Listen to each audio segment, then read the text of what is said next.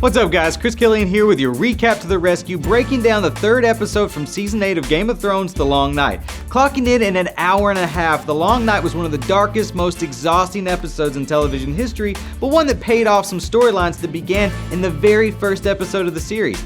The episode opens on everyone in Winterfell feeling a bit morose since they all feel their icy impending doom awaiting them. The Dothraki take the front line with Jorah and prepare to fight whatever is in the darkness, but thankfully Melisandre shows up to light up all their swords, so some of us watching at home might also be able to see what's happening. A lot of good it does them as the Dothraki are dispensed with quicker than Khal Drogo with an infection. So Davos is about to cut down Melisandre too, but she convinces him to save his energy since she'll be dead before dawn anyway. Before you know it, a swarm of undead attack the Unsullied, and for a second it looks like Brienne is being eaten alive. Thankfully, Jon and Dany remember, oh yeah, they've got dragons, and they go about successfully cooking the undead for a few minutes until the dragons encounter an enemy they weren't prepared for. Clouds, I think.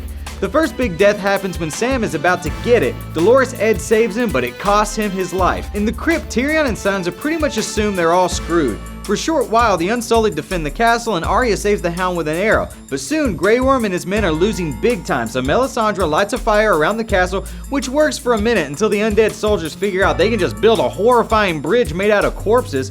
Over by the tree, Bran and Theon have a nice moment before Bran decides to warg into a useless raven, just in time to see the Night King flying his undead dragon. Some awesome dragon fights go down, and somehow Jon and Dany both manage to hang on even though they don't have dragon saddles. A giant white kills poor Lyanna, but like the little badass she is, she kills him right back.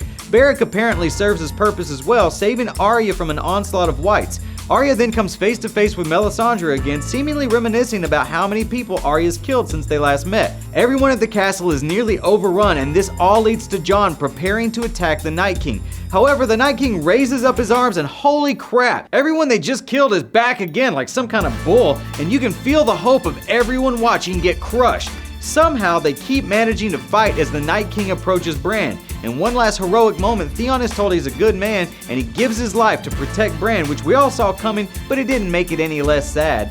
Meanwhile, Jorah gives up his life to protect Dany. As the Night King closes in on Bran, Jon Snow can't seem to get past the dragon to save the day, but out of nowhere, Arya Stark jumps in and stabs this blue-eyed demon with dragon glass, effectively winning the Battle of Winterfell. The episode ends with Melisandre taking off her magical necklace and turning to old lady dust, effectively serving her purpose. Did this huge episode live up to the hype? Tell me in the comments or hit me up on Twitter @ChrisKillian, and let's talk about who's going to win the Iron Throne. And as always, thanks for watching.